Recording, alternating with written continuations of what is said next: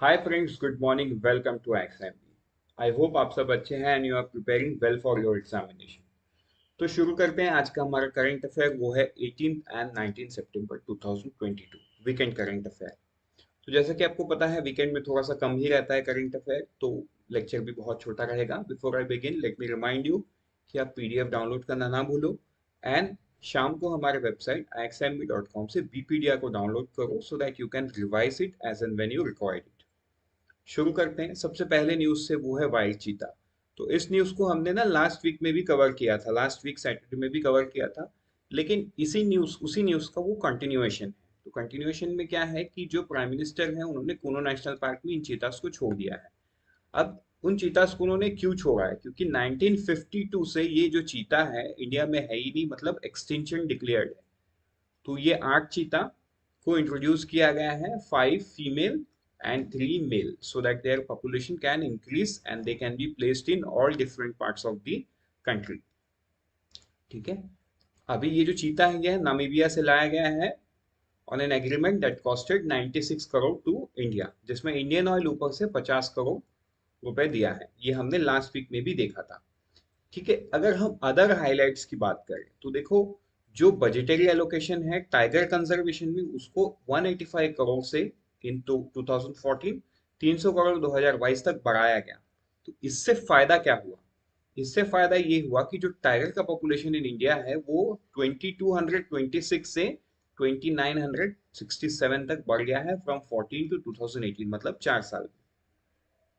ठीक है। वैसे ही हम अगर लायन की बात करें तो लायन भी 647 इंडिविजुअल्स थे, जो आज के दिन में, मतलब 2015 में वो 523 लायंस थे। अभी आज के दिन में वो 674 हो गया।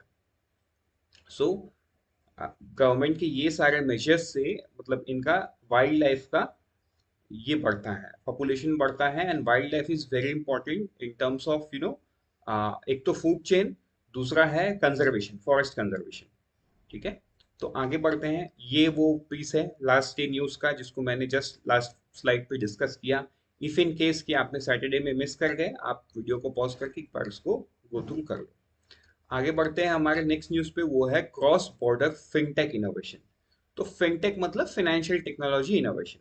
तो देखो यहाँ पे monetary authority of Singapore, MAS, monetary authority of Singapore कौन है? जैसा इंडिया में रिजर्व बैंक है, सेंट्रल बैंक, वैसा ही सिंगापुर का जो सेंट्रल बैंक है उसको मॉनेटरी अथॉरिटी ऑफ सिंगापुर बोला जाता है। And international financial service centre authority, IFSCA, signed a fintech cooperation agreement to facilitate regulatory collaboration and partnership in financial technology। समझ में आ गया किन दोनों ने साइन किया है? इस MOU के तहत ये दो काम किया जाएगा। सबसे पहला है regulatory sandbox collaboration. Now regulatory sandbox क्या है? देखो, सैंडबॉक्स का सिंपल मीनिंग ये है कि हम इसको फाइनेंस से ही रिलेट करके समझते हैं।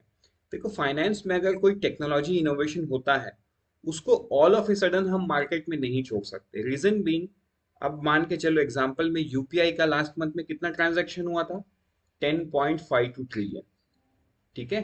तो इस प्रकार का क्वांटम है इंडिया में। तो अगर कोई फाइनेंशियल टेक्नोलॉजी को बिना अच्छे से टेस्ट किए मार्केट में छोड़ दिया जाए एंड उसमें कुछ खामी, कुछ गलती, जिससे लोगों का फाइनेंशियल लॉस हो सके, डेटा ब्रीच हो सके, तो बहुत बड़ा इम्प्लीकेशन होगा।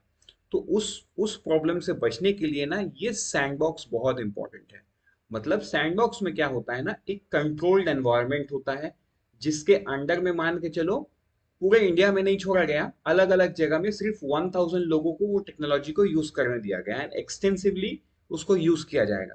तो मतलब उस टेक्नोलॉजी से अगर डेटा ब्रीच हुआ भी, या कोई है ना अदर सिक्योरिटी कंसर्न हुआ, या कोई फाइनेंशियल लॉस हुआ, तो सिर्फ इनके साथ होगा। एंड ये भी मैं बताऊं, ये भी प्रैक्टिकल, मतलब इनको जो लॉस होगा ना, वो लॉस भी प्रैक्टिकल में नहीं है, मतलब वो लॉस पेपर में ही होगा उनको, क्योंकि ये जो एनवायरनमेंट है ना, ये कंट्रोल्ड है।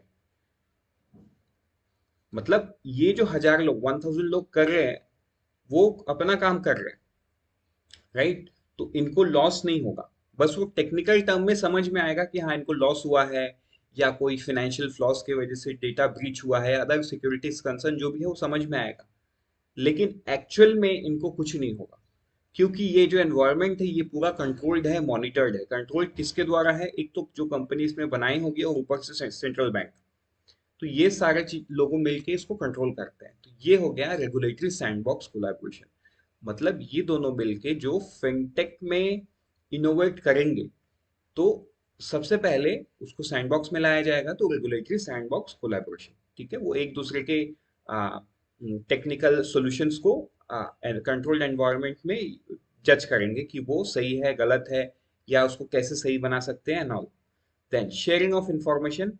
तो MAS and IFSCA will share non-supervisory related information and development on innovation in financial product and services, facilitate discussion on emerging fintech issue and participate in joint innovation projects।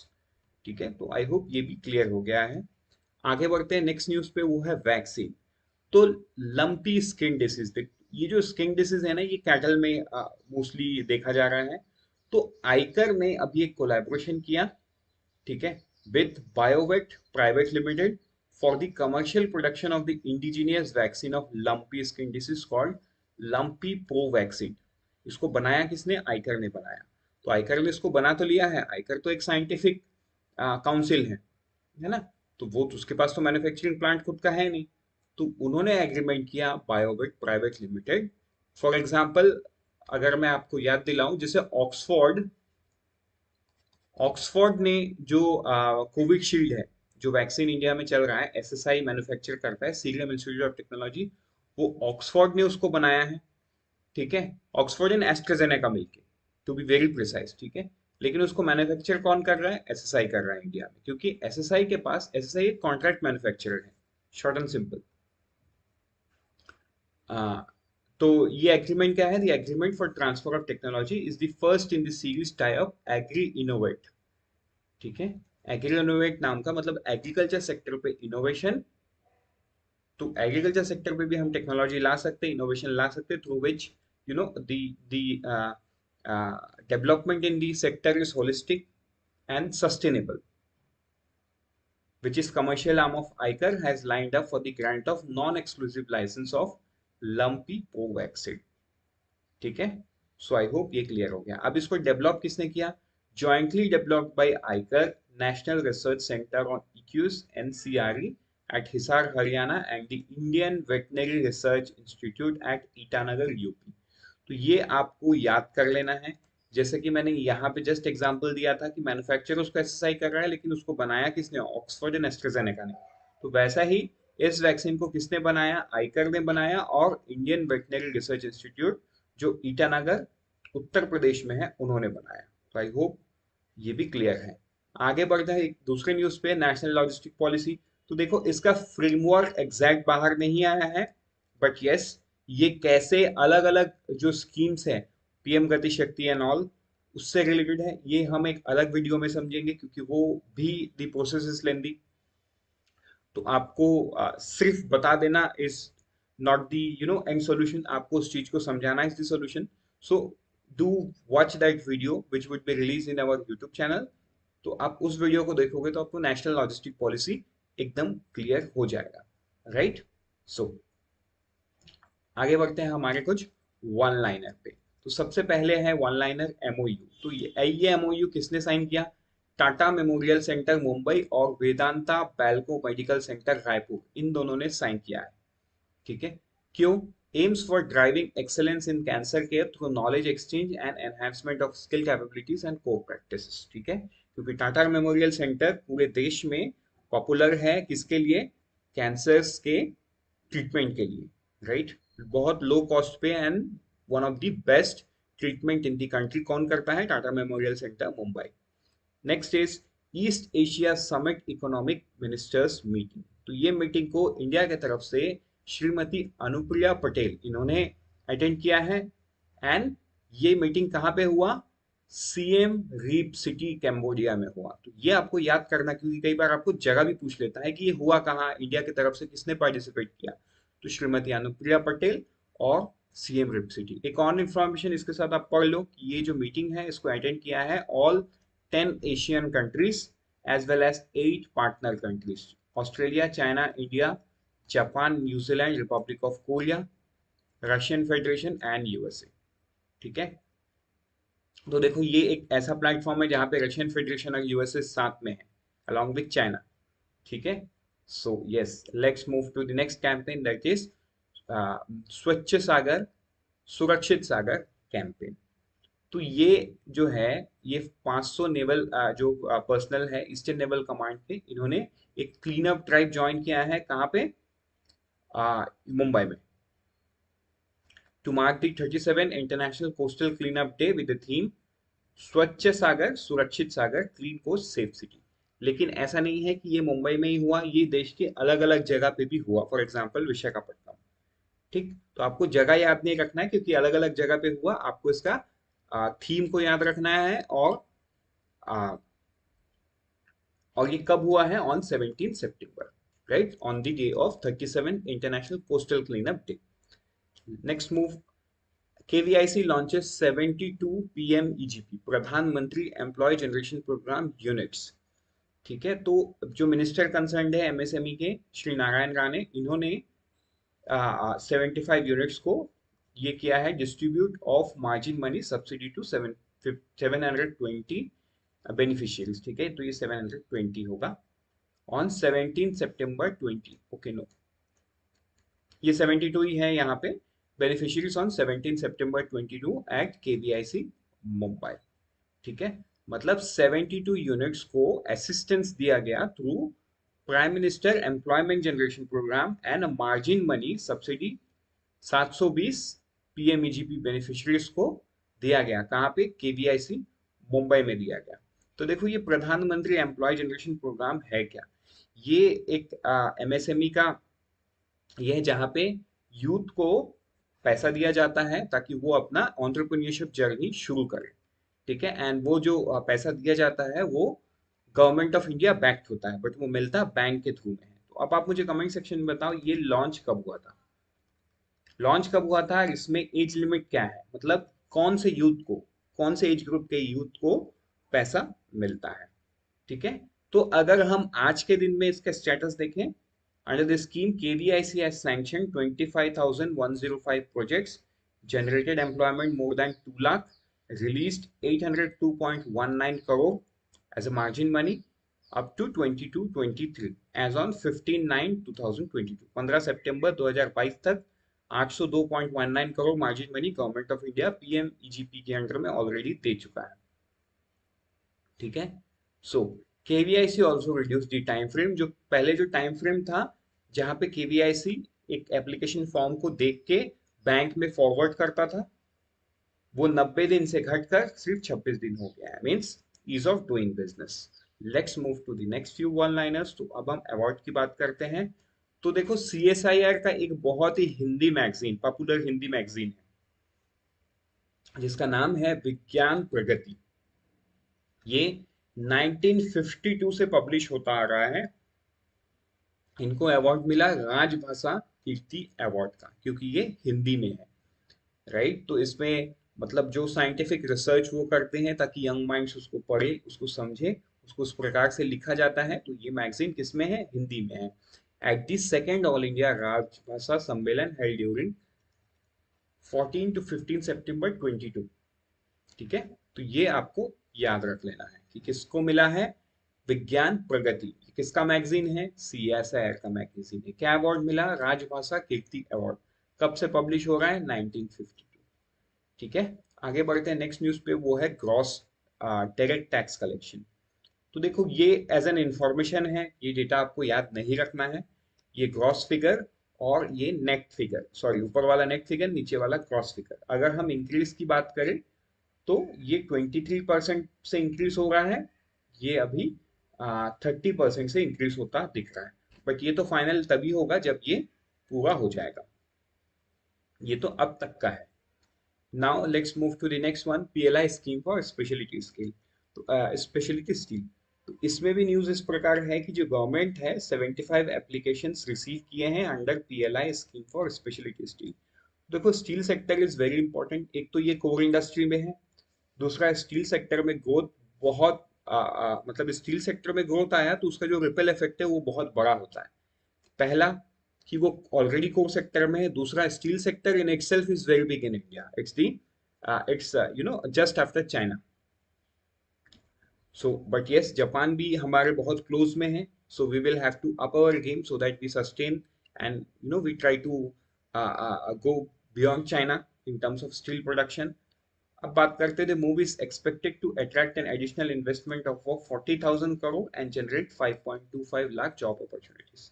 ठीक है, तो ये देखो स्पेशलिटी स्टील में है, ये वो steel नहीं है जो हम और आप घर पे स्टेनलेस स्टील यूज करते हैं ना, वो नहीं है। स्पेशलिटी स्टील मतलब जो बहुत अलग इंडस्ट्रियल पर्पसेस में यूज होता है। फॉर एग्जांपल, आपको भी याद होगा कुछ दिन पहले आईएनएस विक्रांत में लगने वाला जो स्टील है, उसको भी इंडिया में ही मैन्युफैक्चर किया गया, जो पहले नहीं हो सकता था। राइट, पहले उसको हम इंपोर्ट करते थे। तो अलग अलग 3 वेरिएंट्स के स्टील कहाँ से आया? बोकारो, राउरकेला एंड भिलाई के स्टील प्लांट से आया।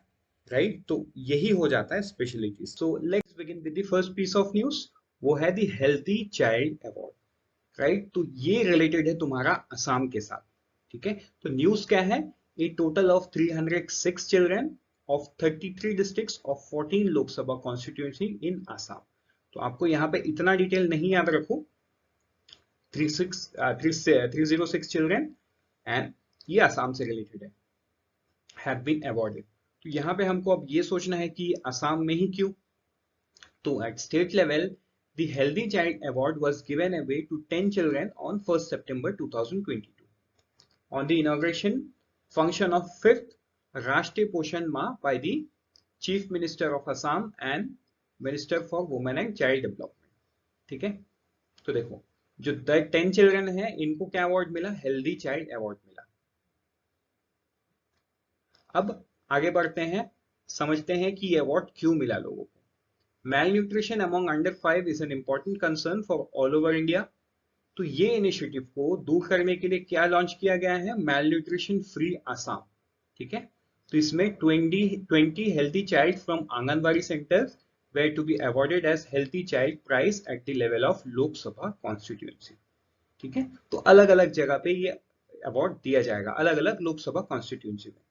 हम अगर ऑब्जेक्टिव की बात करें तो ये है आपका objective, to identify healthy children in age group of 6 months to 3 years and 3 to 5 years to generate awareness and conduct campaign for the growth and measurement।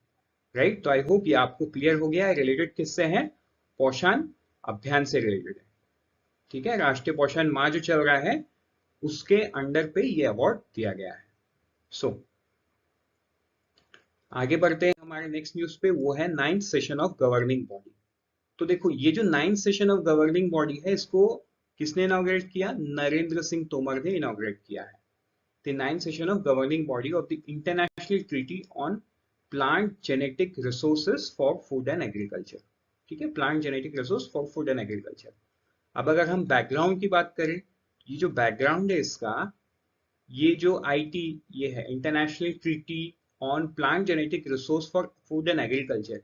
It's a legally binding comprehensive agreement signed during the 31st session of the United Nations Food and Agriculture Organization। ठीक है, in Rome, नवंबर 2021। तो ये background पे बहुत important static information छुपा हुआ है, तो ये आपको याद रख लेना है। तो ये लीगली बाइंडिंग एग्रीमेंट है। ये कब हुआ है? 31st सेशन, जो कि रोम में नवंबर 2001 में साइन किया गया है, विच टुक इफेक्ट ऑफ 29 जून 2004। 2004 से इफेक्ट है and currently 149 contracting parties including India. ठीक है, तो इंडिया के साथ साथ और भी 149 कंट्रीज एंड ऑर्गेनाइजेशंस है जो इस सिग्नेटरी में लीगली बाइंडेड है। ठीक है, नाउ अगर हम हाइलाइट्स की बात करें और थीम की बात करें, तो थीम है celebrating the guardians of crop diversity towards an inclusive post 2020 global biodiversity framework। तो देखो ये थीम भी, अब इतना लंबा थीम आपको तो याद नहीं रह सकता, मतलब ये दिस इज ऑब्वियस कि इतना लंबा थीम हमको इतने सारे इंफॉर्मेशन में याद नहीं रहेगा, बट हाँ आपको ऑप्शन देख के याद आ जाए, आप अपने हिसाब से उस तरीके का ट्रिक बना लो। जैसे आपने सेलिब्रेटिंग दी गार्डियन याद रख लो, या क्रॉप डाइवर्सिटी। ठीक है, तो मतलब आपको याद तो रखना है। ऑप्शन आपको पूछ सकता है कि what is the theme of 9th session of governing body, ये आ सकता है। है ना, आपको ये पूछ सकता है कि जो कौन से मिनिस्टर्स इसमें इन्वॉल्व है, तो मिनिस्ट्री ऑफ एग्रीकल्चर, इसके बैकग्राउंड के बारे में पूछ सकते हैं, international treaty on plant genetics, इसका फुल फॉर्म आपसे पूछ सकते हैं। तो ये सारा इंफॉर्मेशन आपको याद कर लेना है। नेक्स्ट बढ़ते हैं हमारे नेक्स्ट न्यूज पे, वो है इंटरनेशनल विजिट इजिप्ट। ठीक है, तो ये क्या है? सो देखो, ये जो न्यूज है, रक्षा मंत्री Shri Rajnath Singh called on president of Egypt mister Abdel फत अल ससी इन कैरियो ऑन सितंबर 19 2020। तो देखो, इस न्यूज पे हमको ये ध्यान देना है कि राजनाथ सिंह जो हमारे डिफेंस मिनिस्टर है, इनका विजिट रिसेंट टाइम्स में इजिप्ट में हुआ है, राइट? तो अभी कोई आउटकम आया नहीं है, जैसे आउटकम आता है we will bring out to you. लेकिन यहाँ पे जो डिस्कशन है वो joint training, defence coproduction, मतलब कोई इक्विपमेंट को दोनों कंट्री मिलकर प्रोड्यूस करना, जैसे ब्रह्मोस इंडिया एंड रशिया का प्रोडक्ट है, ठीक है, मेंटेनेंस ऑफ इक्विपमेंट एक्सेट्रा, ये सारा चीज डिस्कस किया गया। यहाँ पे आप ये नोट करो कि प्रेसिडेंट ऑफ इजिप्ट का नाम क्या है, प्रेसिडेंट एल सीसी। और इजिप्ट से रिलेटेड एक बहुत ही इंपॉर्टेंट न्यूज है कि COP27 जो कि नवंबर 2022 में होना है, वो कहां पे होगा, वो इजिप्ट में होगा। तो आप मुझे कमेंट सेक्शन में बताओ, COP26 कौन से कंट्री में हुआ था? ठीक है, जिसको प्राइम मिनिस्टर नरेंद्र मोदी ने अटेंड किया था। एंड वहां पे कुछ हमने ये भी दिया, मतलब डिक्लेरेशन भी दिया कि हमको क्या क्या अचीव करना है बाय 2030, बाय 2070। तो वो सारा तो आपको पता ही होगा। तो आप मुझे कमेंट सेक्शन में बताओ, COP26 कौन से देश में हुआ, एंड COP27 तो कहाँ पे होगा, इजिप्ट में होगा। आगे बढ़ते हैं हमारे कुछ नेक्स्ट वन लाइनर्स पे। आज के दिन में न्यूज कम है, तो वन लाइनर पे सबसे पहला न्यूज देखेंगे हम, वर्ल्ड रेसलिंग चैंपियनशिप। तो देखो, ये जो रेसलिंग चैंपियनशिप है, इसको जीता किसने इंडिया की तरफ से, ये विघ्नेश फोगट एंड बजरंग पुनिया, ये दोनों एथलीट ने ब्रोंज मेडल जीता। कहाँ पे हुआ था ये, बेलग्रेड में हुआ। आप मुझे कमेंट सेक्शन में बताओ, ये बेलग्रेड कौन से देश में लोकेटेड है? तो ये इंपॉर्टेंट इसलिए है because Vignesh became the first Indian woman to win 2 medals on this platform and Bajrang wins his 4th medal। ये दोनों का यूनिक चीज आपके साथ है, राइट? तो आपको यहाँ पे एथलीट का नाम, ये सिटी का नाम एंड कौन से देश पे हुआ है, आपको ये सारा चीज याद रखना है। तो कौन से देश पे हुआ है ये आप मुझे कमेंट सेक्शन में बताओ, क्योंकि ये आपके स्टैटिक के लिए इंपॉर्टेंट है कि बेलग्रेड कौन से देश का एक शहर है। आगे बढ़ते हैं नेक्स्ट न्यूज पे, वो है विंड पावर प्रोजेक्ट। तो अदानी ग्रीन्स जो है, इन्होंने 325 मेगावाट का जो विंड पावर प्रोजेक्ट है, धार जो डिस्ट्रिक्ट है मध्य प्रदेश का, उस डिस्ट्रिक्ट में इसको इनॉग्रेट किया है या कमीशन किया है। Inaugurate would be the wrong word, but हाँ, इन्होंने कमीशन किया है। तो ये कमीशन करने के बाद अभी ऑपरेशनल कैपेसिटी कितना बन जाता है, 6.1 गीगावाट का। ठीक है, wind power. Then India rating outlook. तो इंडिया रेटिंग क्या है, एक यूनिट ऑफ फिच है, जो ग्लोबल रेटिंग एजेंसी है फिच, उसी का एक कंसर्न कंपनी है। Set stable outlook for the bank for financial year 23 indicates that their varying legacy asset issue, strengthening balance sheet, manageable COVID-19 impact, and expectation of improved profitability across banking sector। तो जो rating है, उन्होंने stable rating दिया है, and उन्होंने reason क्या दिया है कि एसेट क्वालिटी अच्छा है, बैलेंस शीट में स्ट्रेंथ है, कोविड-19 के इम्पैक्ट को उन्होंने बैंक से मैनेज किया है, एंड प्रॉफिटेबिलिटी बैंकिंग सेक्टर में आने वाले दिन में बढ़ेगा। तो ये सारा चीज को देखते हुए उन्होंने बैंकिंग का जो आउटलुक है, वो आउटलुक को स्टेबल बताया। और उन्होंने credit growth for the financial year 23, मतलब जो फाइनेंशियल ईयर चल रहा है उसमें बताया उन्होंने पहले उन्होंने 10% बताया था, आज के दिन में उन्होंने 13% बताया, मतलब ग्रोथ और भी होगा क्रेडिट ग्रोथ में। आगे चलते हैं हमारे नेक्स्ट न्यूज पे, वो है लिक्विडिटी डेटा बाय RBI। तो ये एज एन इंफॉर्मेशन है। इस पे इंफॉर्मेशन में ऐसा है कि जो सरप्लस लिक्विडिटी बैंकिंग सिस्टम के पास रहता है, वो अभी कम हुआ है, राइट? तो वो कम होने का दो वजह है। एक तो है sharp pickup in credit growth, मतलब लोग ज्यादा लोन ले रहे हैं। ठीक, अब ये लोन कई तरीके का हो सकता है, पर्सनल हो सकता है, होम हो सकता है, इंडस्ट्रियल लोन, कॉर्पोरेट लोन, है ना? तो उस पे हम नहीं जाते। क्रेडिट ग्रोथ से सीधा सीधा मतलब यही है कि हर सेक्टर्स पे लोन की ग्रोथ होना। तो लोन, अगर बैंक ज्यादा लोन दे रही है, तो इट्स एज सिंपल कि बैंक के पास पैसा कम होगा, तो जो सरप्लस लिक्विडिटी है वो कम है बैंक के पास। ठीक है, और दूसरा रीजन ये भी है कि देखो अभी रिसेंट टाइम्स में जो एडवांस टैक्स पेमेंट है ये बैंक वालों ने लोगों के अकाउंट में ट्रांसफर कर रहे हैं, तो जो सरप्लस अमाउंट उनके पास पड़ा हुआ था वो भी कम कम हो रहा है। ठीक है, आपने शायद लास्ट वीक के करंट अफेयर से आपको याद होगा जहाँ पे इनकम टैक्स ने जो अमाउंट है वो सबको ट्रांसफर कर रहे हैं। ठीक है, सो आगे बढ़ते हैं हमारे नेक्स्ट कुछ वन लाइनर्स पे, वो है इंडिया न्यूजीलैंड। ठीक है, तो जो union minister of fisheries and animal husbandry and dairy Purushottam Rupala है, इन्होंने एक बायलैटरल मीटिंग किया किससे, न्यूजीलैंड के minister of trade and export his highness mister Damien O'Connor. ठीक, बस इसमें और बहुत ज्यादा कुछ नहीं है। दोनों ने डिस्कस किया कि bilateral cooperation to strengthen food and mouth disease capability to advance India's and New Zealand's primary sector। इसमें और बहुत कुछ नहीं है, आपको ये याद रखना है कि न्यूजीलैंड के साथ कुछ डिस्कशन हुआ, जिसका आउटकम है वो आएगा ऑब्वियसली, बट अभी नहीं है, ये जस्ट डिस्कशन हुआ है और मिनिस्टर कौन है वहां के। Then India joint India Singapore ministerial delegation. तो देखो ये जो डेलीगेशन है ये सिंगापुर के जो डिप्टी प्राइम मिनिस्टर है उन्होंने लेड किया। Deputy prime minister and finance minister of Singapore, वो डिप्टी प्राइम मिनिस्टर भी हैं, फाइनेंस मिनिस्टर भी है मिस्टर लॉरेंस वोंग। ठीक है, minister for trade and industry mister gang king Yong and Nirmala Sitharaman. इन्होंने निर्मला सीतारमन जो हमारे फाइनेंस मिनिस्टर, इन्हों से मिला और प्राइम मिनिस्टर से भी मिला। इसका भी आउटकम आना बाकी है, but yes they have come to India for the joint as a joint delegation. अब वो क्या मीटिंग रहे क्या है वो तो आगे ही आउटकम आएगा। सबसे पहले न्यूज इस पे हम देखेंगे India presidency for one more year. तो ये कहाँ पे एंड क्यों है।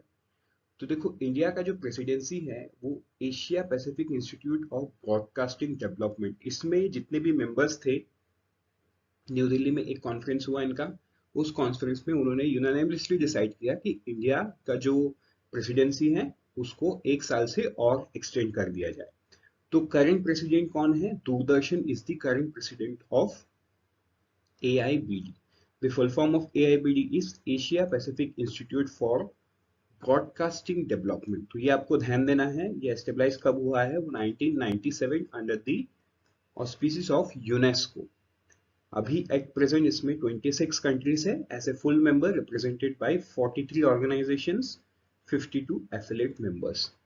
तो ये जो कॉन्फ्रेंस हुआ ये था 47th AIBD एनुअल गैदरिंग और 20th AIBD जनरल कॉन्फ्रेंस। ये कहाँ पे हुआ, न्यू दिल्ली में हुआ। वहीं पे ये यूनानिमस डिसीजन हुआ कि इंडिया का प्रेसिडेंसी को और एक साल से बढ़ा दिया जाए। तो ये आपको याद कर लेना है। तो नेक्स्ट न्यूज है हमारे पास पब्लिक एंटरप्राइज सर्वे। तो ये है क्या, तो एक बार हम इसके हाईलाइट को देख लेते हैं। ये जो पब्लिक एंटरप्राइज सर्वे है इस पे क्या बोला गया है, जो CPSEs मतलब सेंट्रल पब्लिक सेक्टर एंटरप्राइज, जो आज के दिन में कितना है 255 इन नंबर्स है, drop 9.35% in 21-22 from 10% in the preceding year. क्या चीज का, वुमन एम्प्लॉय। तो ये वुमन एम्प्लॉय का डेटा है CPSE में 9.3% 2020-21 मतलब फाइनेंशियल ईयर 21 में था, from 10% in the preceding year. उससे पहले वाले फाइनेंशियल ईयर में 10% था, मतलब गिर गया है data from 10% to 9.35% in financial year 21। तो ये है इस रिपोर्ट में। तो देखो इसमें और भी कुछ डेटा है जो हमको समझ लेना है। तो at present 255 operational central public sector enterprise है, जिसमें से 32% of the women employ are at managerial या executive level. So again you know ये दिस इज समथिंग गुड, मतलब वुमेन हायर लेवल पे है, ये 32% is a very good number. 8% in supervisory position while 60% are in workers category. ये जो है ना ये ओवरऑल है, माने इन टर्म्स ऑफ स्ट्रेंथ ये ओवरऑल है, मेल फीमेल वर्सेस में 9.35% वुमेन एम्प्लॉय है। लेकिन वो 9.35 में से अगर आप सेगमेंट करो तो सेगमेंट में ये मिलता है कि जो 32% है वो है मैनेजरियल एक्सिक्यूटिव लेवल पे, 8% है सुपरवाइजरी और 60% जो है वो वर्कर कैटेगरी में है। तो सिर्फ दो सेक्टर ऐसा है, कोल एंड इंफॉर्मेशन, जहां पे जो वुमेन का शेयर है वो 10% से ज्यादा है। तो ये आपको ध्यान देना, कोल एंड इंफॉर्मेशन। जबकि पिछले बरस मतलब फाइनेंशियल ईयर 21 में ये टोटल 6 सेक्टर्स था, वो घट के अभी 2 सेक्टर ही बच गया है। अगर हम डेटा को कंपेयर करें इंटरनेशनल लेवल से, World Economic Forum in its Global Gender Gap Report released in July ranked India 135 among 146 country. तो मतलब सीधा सिंपल इंडियन डेटा भी जो आया है वो भी आपका दिखाता है जेंडर गैप, ठीक है। और जो इंटरनेशनल डेटा है हमारे पास, we have ranked 135 out of 146। तो ये कुछ अच्छा रैंक नहीं है, ये स्ट्रेट हमको दिखाता है we are still far ahead in terms of filling the gap, ठीक है। भले ही 32% जो है ना वुमेन एम्प्लॉय जो जितने भी हैं हमारे पास वो मैनेजरियल एग्जीक्यूटिव लेवल पे है, more should come forward so that you know this gap can be filled. हम तो बात इक्वालिटी करते हैं, मतलब 50-50% की, तो यहाँ तो 10% भी नहीं है, 9.35% है, राइट। तो ये डिफरेंस आपको समझ लेना है कि इंटरनेशनल लेवल पे भी हमारा रैंकिंग पीछे है, एंड जो हमने खुद अपना रिपोर्ट बनाया है उस रिपोर्ट में भी हम देख रहे हैं कि हम जो जेंडर गैप है वो बहुत बड़ा है। आगे बढ़ते हैं नेक्स्ट न्यूज पे, वो है global wealth report 2020 by Credit Suisse, right. तो देखो इस रिपोर्ट, क्योंकि ये प्राइवेट रिपोर्ट है तो इसमें बहुत ज्यादा कुछ हमको समझना नहीं है, हमको इतना समझना है कि हम कहाँ पे हैं। India witness 12% year on year jump in the total household wealth last year at $14,225 billion. तो अगर हम कंपेयर करें तो ये देखो इंडिया जो है, ठीक है, 12% विथ 14,255। तो हाँ भी हम इम्प्रूव कर रहे हैं, राइट। तो यही उस डेटा में हाईलाइट किया गया है। उसका reason, according to the report which is based on the data wealth of 5.3 billion adult across nearly 200 countries, सब कंट्रीज से रिलेटेड है। जो ग्लोबल वेल्थ है वो 9.8% 2021 में बढ़ा है to 463.6 trillion, driven by widespread gain in the share prices and a favorable environment created by the central bank policies 2020। तो देखो कोविड के बाद हर कंट्री के जो सेंट्रल बैंक है उन्होंने क्या मेजर किया, ग्रोथ को फोकस दिया। तो हाँ, ऑल्दो वो हैवी ग्रोथ फोकस आज इन्फ्लेशन में इन्फ्लेशन देख पा रहे हैं हम, क्योंकि सब सेंट्रल बैंक ने ग्रोथ को फेवर करने के लिए क्या किया, रेपो रेट को कम किया था। तो जिससे एक ऐसा एनवायरनमेंट बना जिससे शेयर प्राइस रैली किया एंड लोगों का डिस्पोजेबल इनकम भी बढ़ गया। सो इन दैट केस ये रिपोर्ट भी वही चीज को दिखाया, राइट। आगे बढ़ते हैं नेक्स्ट न्यूज पे, वो है कुछ one liners. 25 trillion economy in 25 years, तो इसको किसने बोला, नाफेड के चेयरमैन केवी कामत ने बोला कि by the next 25 years India would be 25 trillion economy. तो ये तो समय ही बताएगा। Then 48,000 crore stretch loan. तो जो देखो यस बैंक है, यस बैंक, जैसे कि आपको पता है यस बैंक का बहुत सारा एनपीए इश्यूज है, और हमने लास्ट मंथ के करंट अफेयर में देखा था कि वो दो एआरसी मतलब एसेट रिकंस्ट्रक्शन कंपनी से बातचीत कर रहे थे for selling their stress loan. तो अभी कंफर्म न्यूज आया है कि जो यस बैंक का बोर्ड है उन्होंने अप्रूव कर दिया ₹48,000 crore loan to JC flowers asset reconstruction company, right. तो इनको ये जो है ना बेच देंगे, ठीक है। तो ये आपको ध्यान देना है कि बैंक का नाम कौन है, यस बैंक, अमाउंट कितना है और कौन सी कंपनी को बेच रही है, JC flowers asset reconstruction company. Next news, Chhello Show. तो ये बहुत ही इंपॉर्टेंट है। जो ये चेलो शो है ये गुजराती फिल्म है, एंड इंडिया का जो ऑस्कर में एंट्री है 2023 में, तो इसी मूवी ने करवाया है, मतलब ये मूवी नॉमिनेट हुआ है ऑस्कर 2020 में, ठीक है। Last film show in English, Chhello Show का मतलब इंग्लिश में है last film show. The movie directed by Pan Nalin will release in theatre. तो ये कब रिलीज होगा वो मैटर नहीं करता। तो ऐसा मत सोचो कि ये तो रिलीज 14 अक्टूबर को होगा तो ये कैसे चला गया। तो देखो ये जो चेलो शो है ना, एक फीचर फिल्म है, इसको जून लास्ट ईयर में वर्ल्ड प्रीमियर पे दिखाया गया था, right. It had world premiere as the opening film at the Tribeca film festival in June last year. तो वहीं से इस फिल्म ने एंट्री मारा ऑस्कर में। ये बहुत इंपॉर्टेंट न्यूज है, ये आपको ध्यान देना है। आगे बढ़ते हैं हम नेक्स्ट कुछ वन लाइनर पे, जेम सेलर संवाद। तो ये जो संवाद है the government T market place, इन्होंने प्रेस इंफॉर्मेशन ब्यूरो का हेल्प लिया, हेल्प लेके इन्होंने एक संवाद ऑर्गेनाइज किया भुवनेश्वर पे, ठीक है। गवर्नमेंट की मार्केट प्लेस क्या है, एक मार्केट प्लेस है जहाँ पे गवर्नमेंट की डिपार्टमेंट अपना जो भी प्रोक्यूरमेंट करना होता है तो वहां पे आके प्रोक्यूर कर सकती है, और पूरे देश भर में जितने भी सेलर्स है वो अपना सामान लिस्ट करके यहाँ बेच सकते हैं, राइट। तो ये भुवनेश्वर में एक संवाद हुआ। देन ईपीएफओ पेरोल डेटा, तो पेरोल डेटा कुछ इस प्रकार आया है, एंड कुछ अच्छा न्यूज भी है इसमें कि 18.23 lakh net members in the month of July 22। तो इसमें जो है, इसमें ये है कि 10.58 lakh new member have come under the social security. So ऐसा बोल सकते हैं जो 10.58 लाख मेंबर है ये प्रोफेशनल ऑर्गेनाइज सेक्टर पे ज्वाइन किए हैं, राइट। तो प्रोबेबली इसमें से बहुत लोग फ्रेशर्स भी हैं और बहुत लोग जो पहले अनऑर्गेनाइज सेक्टर पे थे वो ऑर्गेनाइज सेक्टर पे उन्होंने ज्वाइन किया है। तो वो नंबर कितना है, 10.58 lakh. Then 11th foundation day of what, 11th foundation day of solar energy corporation of India. ये कब है, 20 सितंबर को इन्होंने सेलिब्रेट किया, ठीक है।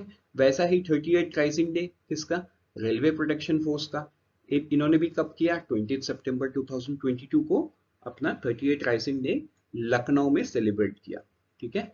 जगजीवन राम आरपीएफ एकेडमी लखनऊ, यहाँ पे इन्होंने सेलिब्रेट किया।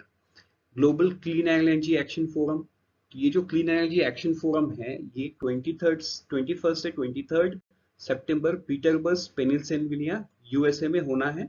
इसके लिए doctor Jitendra Singh as a head Indian delegation को लीड कर रहे हैं, ठीक है। तो he has arrived in the state of New York, ठीक। तो उसके बाद ये पीटरबर्ग में इस ग्लोबल क्लीन एनर्जी फोरम को अटेंड करेंगे। So the first piece of news that we would see is the very important news, right. अब मैं इंपॉर्टेंट इसीलिए क्यों, क्योंकि जो प्राइम मिनिस्टर है ये कैबिनेट डिसीजन एक लिए हैं, and the decision is regarding a program which is called National Program on High Efficiency Solar Photovoltaic Module। उन्होंने कितना पैसा खर्चा करना है rupees 19,500 crore. For what, for achieving manufacturing capacity of gigawatt and scale in high efficiency solar PV modules, right. तो जैसा कि आपको पता है COP 26 में India has promised some big challenge for itself कि पहला 2030 तक we would reduce the carbon emission by 50%। तो कार्बन एमिशन को कम करना है तो हमको क्लीन एनर्जी की तरफ शिफ्ट करना है, and this is one step towards that. तो ये पहला हो गया, है ना। सोलर फोटोवोल्टिक मॉड्यूल्स पे गवर्नमेंट ने एक प्रोग्राम करना है जिसमें गवर्नमेंट 19,500 खर्चा करेगा। तो ये सोलर पीवी मॉड्यूल होता क्या है, तो आपने कई बार देखा है जो ब्लैक कलर का पैनल्स पहाड़ों में लगा होता है, घर में ट्रैफिक लाइट्स के ऊपर जो लगा होता है ना, ये होता है सोलर पीवी मॉड्यूल्स, राइट। तो ये थोड़ा कॉस्टली है, तो इसके कॉस्ट को कम करने के लिए, इसको टेक्नोलॉजिकली अपग्रेड करने के लिए, क्योंकि ना तो मतलब एक अच्छे साइज का जो सोलर, मतलब आपने ट्रैफिक लाइट्स के ऊपर देखा होगा तो एक अच्छा खासा बड़ा साइज का रहता है पैनल, बट वो एक छोटे से लाइट को ही पावर प्रोवाइड कर पाता है। सो लार्ज स्केल में अगर इसको रियलाइज करना है, we would need lots of space, and other thing, space को अगर हम छोड़ भी दें तो वो है कॉस्ट, ये बहुत कॉस्टली चीज है। तो इस, है ना, प्रॉब्लम्स को और टेक्नोलॉजी एडवांस करने के लिए this is a programme on high efficiency solar PV cells, and इसके लिए government is spending a very huge sum, that is 19,500। तो आपको ऑब्जेक्टिव पर्पज से ये सारा चीज याद रखना है, डिस्क्रिप्टिव पर्पज से ये जो मैंने स्टोरी बताया आपको COP 26 को कनेक्ट करते हैं वो आपको याद रखना है, ठीक है। अब इसके प्रोग्राम की डिटेल में जाते हैं। The National Program on High Efficiency Solar PV Modules aims to build an ecosystem for manufacturing of high efficiency PV modules in India, thus reduce import dependencies in the area of renewable energy, right। तो देखो, अगर माने V S a nation, हम आज के दिन में जो पेट्रोलियम है, क्रूड ऑयल, उसको हम इंपोर्ट कर रहे हैं। अगर हमको क्लीन एनर्जी भी इंपोर्ट करना पड़ा तो ऑल्दो हम अपने एक फ्रंट में एक प्रॉब्लम को सॉल्व कर रहे हैं कि we are moving towards clean energy, but जो दूसरा प्रॉब्लम है बीओपी का, राइट, बीओपी का ऑलवेज इशू रहता है because of high CID, current account deficit, import bill high है हमारा, उसमें प्राइमरी रीजन एनर्जी है, एनर्जी इंपोर्ट, राइट। तो वो प्रॉब्लम तो रह ही जाएगा अगर हमको रिन्यूएबल एनर्जी भी इंपोर्ट करना पड़े। तो ये एक स्टेप है towards reducing that dependency. It will strengthen the Atmanirbhar Bharat initiative and generate employment, ठीक है। Then solar PV manufacturer will be selected through advanced transparent process. PLI will be dispersed for 5 years post commissioning of PV manufacturing plant। मतलब ये PLI scheme से भी linked है, but not as of now, क्योंकि सबसे पहले तो हमको मैन्युफैक्चरिंग प्लांट्स बनाना, राइट। ये बनेगा तभी हम उनको इंसेंटिवाइज कर सकते हैं। सो ये भी गवर्नमेंट ने अभी डिक्लेयर कर दिया है, so that people get motivated and get into solar PV manufacturing. And once that is set up, money will be pumped through PLI, तो सारे फ्रंट पे काम हो पाएगा. मतलब आप क्वांटम को समझो. अब एक्सपेक्टेड आउटकम क्या है? किसी भी इनिशिएटिव को जो गवर्नमेंट लेता है तो ऑब्वियस सी बात है कोई ऑब्जेक्टिव होता है. ऑब्जेक्टिव को तो हमने देख लिया. ऑब्जेक्टिव के बाहर क्या होता है कि उसका बेनिफिट या आउटकम क्या है. तो आउटकम है, एक्सपेक्टेशन ये है कि 65,000 megawatt per annum manufacturing capacity for fully and partially integrated solar PV would be installed. एक है. This scheme will bring direct investment of around ₹94,000 crore and creation of manufacturing capacity for balance of material like EVA, solar gas and backsheets. Direct employment मिलेगा almost 2 lakh, है ना, means 1,95,000 and 7,80,000 person. Import subsidisation of ₹1.3 lakh crore. तो ये सारा objective है इस scheme के अंदर में, राइट. आगे बढ़ते हैं हमारे नेक्स्ट न्यूज पे, वो है cabinet approve modification. But in what? So the cabinet ने programme for development of semiconductors and display manufacturing ecosystem in India, इसके लिए एक मॉडिफिकेशन अप्रूव किया है. मॉडिफिकेशन क्या है? Offer 50% incentive for semiconductor fab across the technology nodes as well as for the compound semiconductors packaging and other semiconductor facility. तो आपको कुछ दिन पहले का न्यूज याद होगा, जो गुजरात में है वहां पे वेदांता ग्रुप एंड फॉक्सॉन ग्रुप, ये दोनों ने एक एमओयू साइन किया था. क्यों? सेमीकंडक्टर को लेके. अब आप यहाँ पे समझो कि सेमीकंडक्टर क्यों इंपॉर्टेंट है. तो सेमीकंडक्टर है क्या? सेमीकंडक्टर मतलब वो सारे चीज जिससे हम इलेक्ट्रॉनिक गैजेट्स चलते हैं, right. Integrated chips and all हमारे लैपटॉप्स में है, कंप्यूटर्स में है, ऑटोमोबाइल सेक्टर्स में है. मतलब आज के दिन में आपने ये भी सुना होगा कि ऑटोमोबाइल सेक्टर स्लो डाउन पे जा रहा था बीच में, एंड है भी. Reason being semiconductor. मतलब हम सेमीकंडक्टर को आप मान के चलो वी आर इंपोर्टिंग 100%. इंडिया में वो मैन्युफैक्चरिंग कैपेसिटी है ही नहीं कि हम सेमीकंडक्टर को मैन्युफैक्चर कर सके. अब आप ये सोच रहे हो जो इंडिया में मोबाइल फोन मैन्युफैक्चरिंग होते हैं तो वो कैसे होगा? तो जो सेमीकंडक्टर है वो इंपोर्ट होके ही आते हैं. जो सैमसंग का प्लांट नोएडा में है वहां पे भी, और जो शाओमी जो इंडिया में करता है मैन्युफैक्चर, वो एक्चुअली मैन्युफैक्चर नहीं, वो असेंबल करते हैं.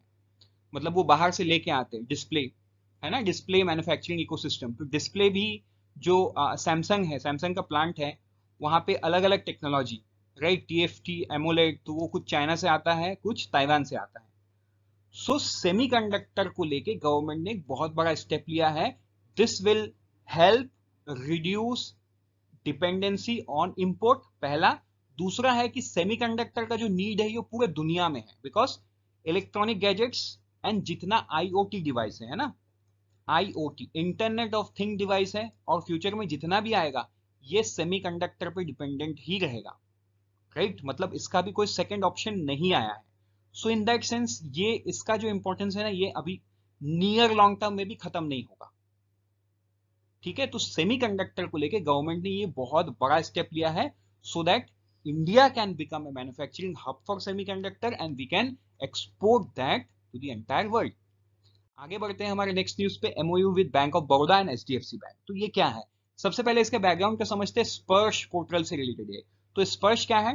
तो देखो, एक स्पर्श वेब बेस्ड सिस्टम है, सिंपली डिफेंस पेंशनरीज के लिए, ठीक है. ताकि उनको, अभी देखो डिफेंस पेंशनरीज बाकी पेंशनरीज से क्यों इंपॉर्टेंट है? बिकॉज डिफेंस में वो लोग हैं जिन्होंने अपनी पूरी जिंदगी देश को बचाने के लिए लग गए, तो इनको भी गवर्नमेंट थोड़ा सा सपोर्ट करता है एंड वो जरूरी भी है.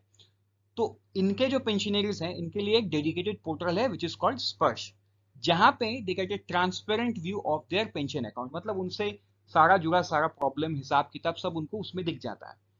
तो उसके लिए तो ये सिस्टम बैंक के सिस्टम से कनेक्टेड होना चाहिए, करेक्ट. तो उसके लिए ये MOU है जहां पे 7,900 ब्रांच बैंक ऑफ बड़ौदा के एंड 6,300 ब्रांच HDFC के इनको जोड़ा गया है, राइट. आई होप ये आपको क्लियर हो गया है और इसमें और बहुत ज्यादा कुछ नहीं है. आगे बढ़ते हैं हमारे नेक्स्ट न्यूज पे, वो है कन्वर्जेंस पोर्टल. तो कन्वर्जेंस का सबसे पहले मीनिंग क्या है?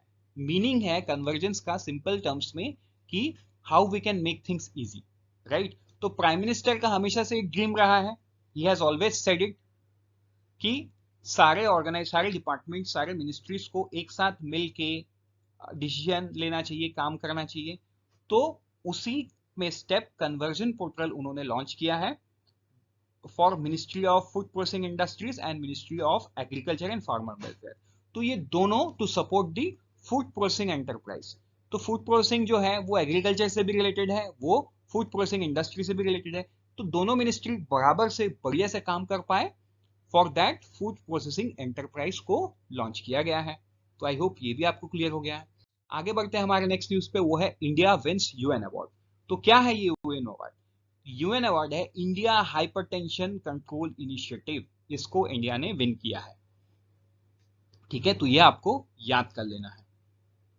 आगे बढ़ते हैं नेक्स्ट न्यूज पे, वो है एनएमडीसी विंस नेशनल अवार्ड। ये क्या है? एनएमडीसी जो कंट्री का लार्जेस्ट आयरन ओर प्रोड्यूसर है, इन्होंने कौन सा अवार्ड जीता है? National award for excellence in CSR and sustainability. ठीक है, ये जो है इनको Indian bureau of mines with 5 star rating to all its complex, 5 star मिला है उनको, and the award has borne by the NMDC. आगे बढ़ते नेक्स्ट न्यूज पे, वो है आरआईएनएल। ठीक है, राष्ट्रीय इस्पात निगम लिमिटेड। तो देखो, राष्ट्रीय इस्पात निगम लिमिटेड को कुछ दिन पहले भी एक अवार्ड मिल चुका है फॉर इट्स पब्लिकेशन, राइट। तो अभी यहाँ पे इनको क्या अवार्ड मिला है? Energy efficient unit award for the 6th time in a row. Continue 6 साल से इनको मिल जा रहा है नेशनल लेवल पे, means they are doing a very good job. ठीक है, आगे बढ़ते हैं नेक्स्ट न्यूज पे, वो है training programme for 14,000 volunteers, youth volunteers. ठीक है, तो ये क्या न्यूज है? ये है जो अनुराग ठाकुर है, उन्होंने इसको लॉन्च किया है 14,000 यूथ वॉलंटियर के लिए, जहां they would get an online training for the life skills and build the capacity of youth volunteers so that beside developing their personality they can also play meaningful and contribute in nation development across। ये हुआ है, लेकिन इस पे एक point note करने का ये है, इसके साथ मतलब कौन जुड़ा हुआ है? Department of youth affairs plus CBC capacity building commission and UNITAR, United nation institute of training and research, ये जुड़े हुए हैं। तो ये आपका एग्जाम पॉइंट ऑफ व्यू से बहुत इंपॉर्टेंट है। दूसरा पॉइंट इसमें यह है कि इसको सबसे पहले क्या किया जाएगा, मतलब क्या किया गया था? 100 यूथ को लेकर वॉलंटियर किया गया था, और वॉलंटियर करने के बाद ही इसको लॉन्च किया गया, मतलब इसके एफिकेसी एंड आउटकम को चेक करने के बाद ही इसको लॉन्च किया गया है। आगे बढ़ते हैं नेक्स्ट न्यूज पे, वो है policy introduce unified logistic interface platform standardisation modernisation. तो देखो, ये एक बड़ा सिंपल सा न्यूज है। जो एमएसएमई मिनिस्ट्री है, फार्मर्स को बेनिफिट करने के लिए एमएसएमई फार्मर्स को ये लॉन्च किया गया है। तो देखो, कोई भी एग्रीकल्चर गुड्स का प्राइमरी प्रॉब्लम क्या है? कि वो पेरिशेबल है, मतलब समय पे अगर वो मार्केट पे नहीं पहुंचा तो खराब हो जाएगा। तो लॉस किसको होगा? फार्मर्स को होगा, एमएसएमईज को होगा, जिनको मतलब जो वो ये काम करते हैं बड़े स्केल पे। तो ये पॉलिसी उनके लिए लॉन्च किया गया। This will help to reduce a logistic in India to be comparable to global trends by 2030। First, second, improve the logistic performance index ranking to be top 25 by 2030। तो आप मुझे बताओ, what is the rank of India in the logistic performance index? तो I think last वो 2018 में आया था। तो इंडिया का रैंक क्या है? Create data driven decision support mechanism for an efficient logistic ecosystem. ठीक है, आगे बढ़ते हैं अब कुछ इंपॉर्टेंट न्यूज पे। वो है कि Wipro for the first time in India has fired 300 employ for moonlighting. Moonlighting का मतलब क्या है? आप एक जगह पे फुल टाइम एम्प्लॉय हो, आप दूसरे जगह पे भी फुल टाइम या किसी कंपटीटर के लिए आप सेम काम कर रहे हो, विच इज अनएथिकल, राइट। तो इसीलिए विप्रो 300 लोगों को ये किया है, मतलब जॉब से निकाल दिया, and ethically the company is right. Next news है, जो एशियन डेवलपमेंट बैंक है, उन्होंने जो ग्रोथ फॉरकास्ट है आफ्टर Q1 डेटा, उन्होंने उसको रिड्यूस किया है। पहले उन्होंने बोला था 7.2, तो आज के दिन में 7 पॉइंट हो गया, 7 पॉइंट हो गया। तो बाकी सबका डेटा भी आपको स्क्रीनशॉट में दिख रहा है, राइट। नेक्स्ट न्यूज ये है कि जो 13 यूएस फर्म्स है, ये तेलंगाना के एरोस्पेस इकोसिस्टम में विजिट कर रहे हैं, 2 डे विजिट। तो ये बहुत बड़ा स्टेप है, बिकॉज इनको एक अपॉर्चुनिटी दिख सकता है कि तेलंगाना में आके ये अपना फैक्ट्री डाले, क्योंकि ऐसा भी न्यूज है कि बोइंग जो है, मतलब ये एजम्पशन है, 300 एम्प्लॉयज को फायर कर रहा है यूएस में टू रिड्यूस द कॉस्ट, क्योंकि लॉकडाउन के बाद ना कोई प्लेन्स नहीं खरीद रहा है, मतलब बड़े एयरलाइन लॉस पे है, कोई प्लेन्स नहीं खरीद रहा है, और कोई खरीद भी रहा है तो बहुत नेगोशिएटेड अमाउंट पे खरीद रहा है। तो बोइंग एयरबस दोनों कंपनी लॉस में है। तो बोइंग ने बोला कि वो 300 एम्प्लॉय के आसपास ये करेंगे, कट करेंगे। लेकिन ये जो जॉब है, कट करने से तो कंपनी का काम नहीं होगा ना, उनका काम तो करना है। ये जो जॉब वो इंडिया में क्रिएट करना चाहते हैं बिकॉज लो कॉस्ट, और काम तो वही होगा इंडिया में भी। Next is very important news, जो प्राइम मिनिस्टर है वो बोर्ड ऑफ ट्रस्टी का उन्होंने मीटिंग लिया है पीएम केयर फंड के अंडर में। तो उन्होंने कुछ नए लोगों को पीएम फंड में, मतलब पीएम फंड का जो ट्रस्टी है, पहले कौन था, union home minister Amit Shah and finance minister Nirmala Sitharaman. अभी उन्होंने नया ज्वाइन किया है, कौन कौन है, justice K T Thomas former supreme court जज, former deputy speaker Kariya Munda and Ratan Tata chairman emeritus Tata Sons, इनको ज्वाइन करने की बात की गई। Trust also decided to nominate the following eminent for the constitution of advisory board to the PM fund.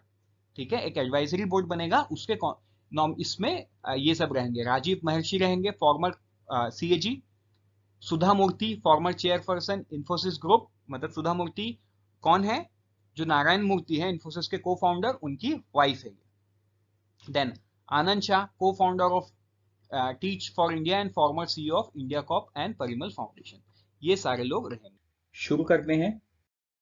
तो हमारा सबसे पहला न्यूज है मेहर बाबा कंपटीशन 2। तो देखो, जब आप इस वर्ड को सुनते हो ना, you will not be able to guess it कि ये this is related to IAF.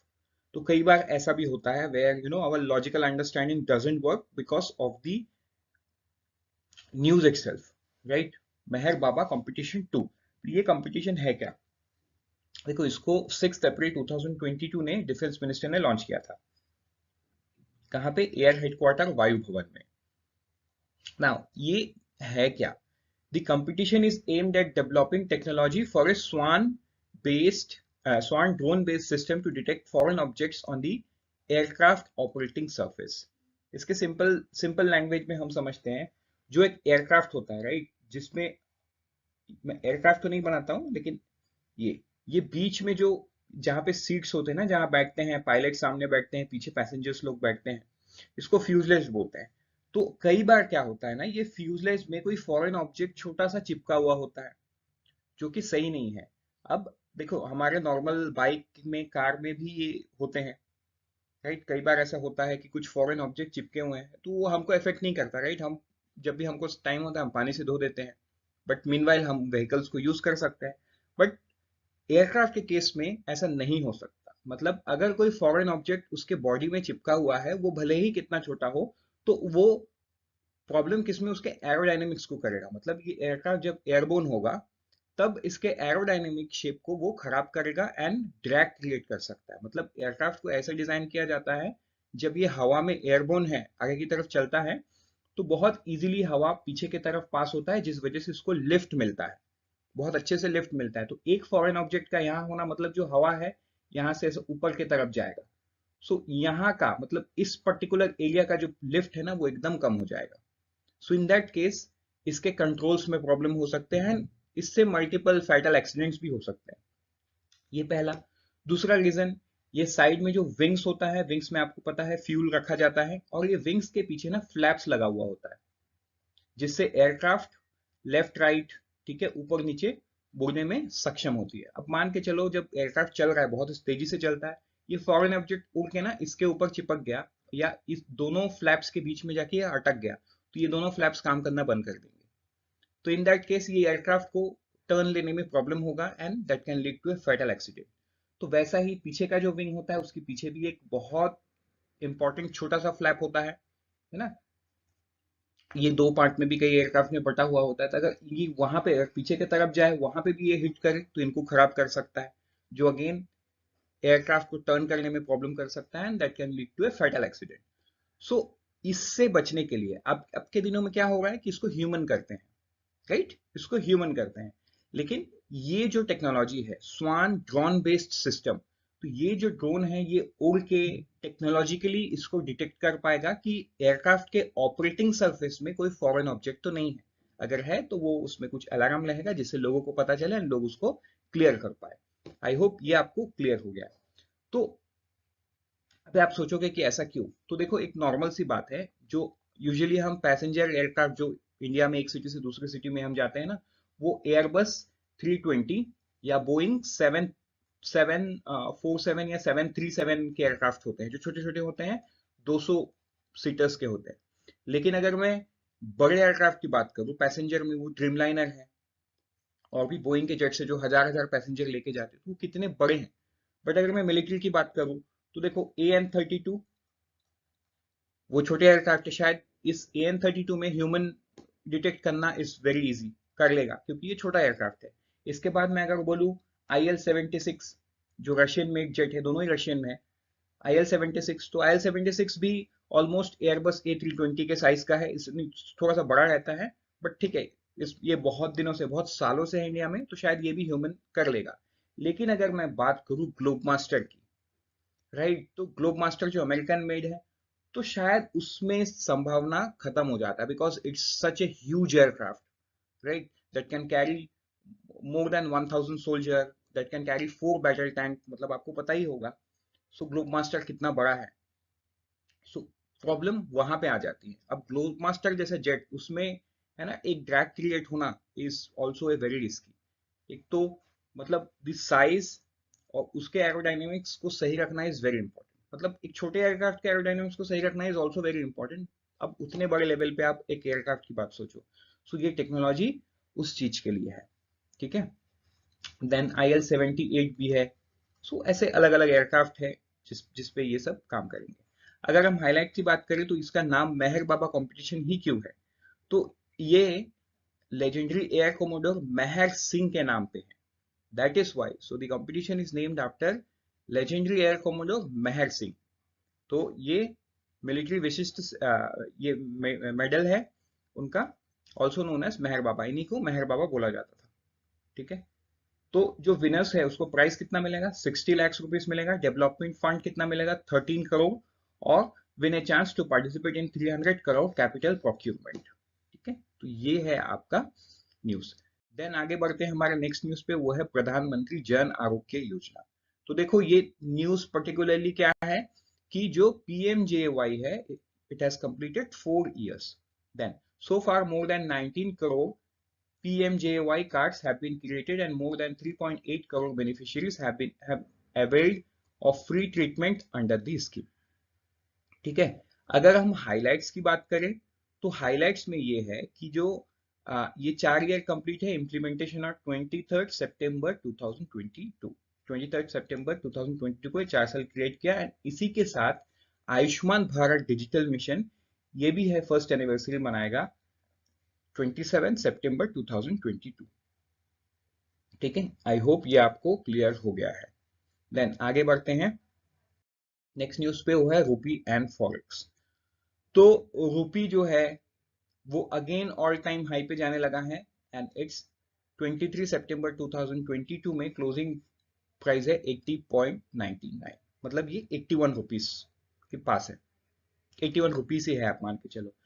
तो इसके अगेंस्ट में रूपी को डिफेंड करता हुआ RBI, आप वो क्लियरली दिख रहा है कि RBI का forex reserve is continuously falling and it's now at 546 billion.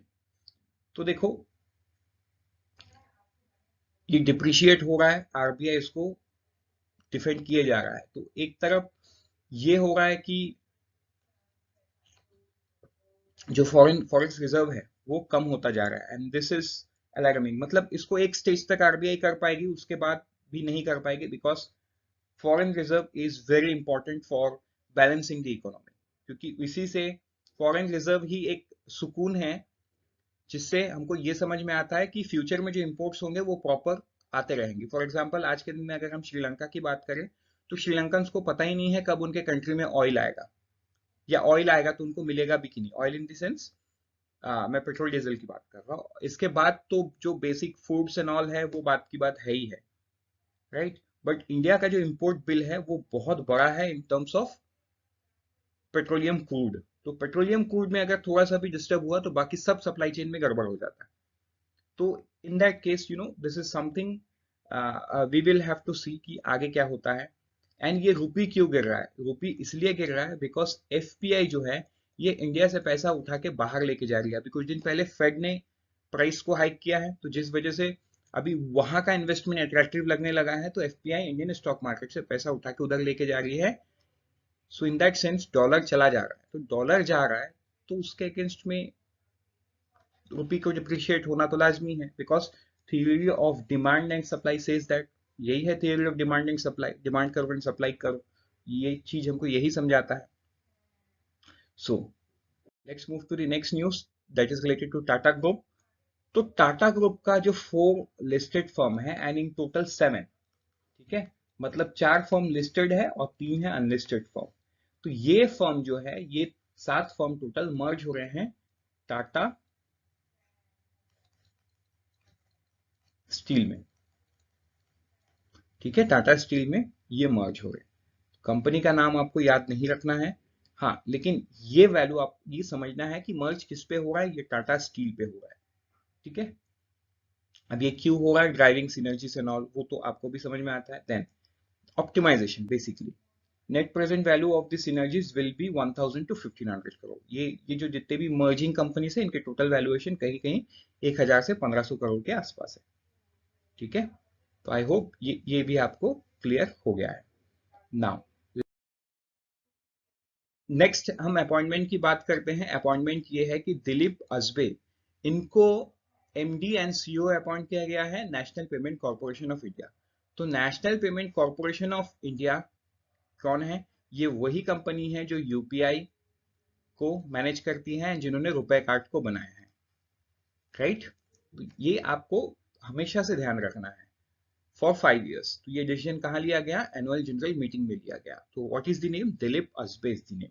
Now M Srinivasan, ठीक है, तो ये डॉक्टर है, इनको एम्स दिल्ली के डायरेक्टर अपॉइंट किया गया है, क्योंकि डॉक्टर रणदीप गुलेरिया ये रिटायर कर गए हैं, ठीक है। तो who is the director of AIIMS Delhi? It's M Srinivas, right. With this we are, हम कुछ वन लाइनर देख लेते हैं।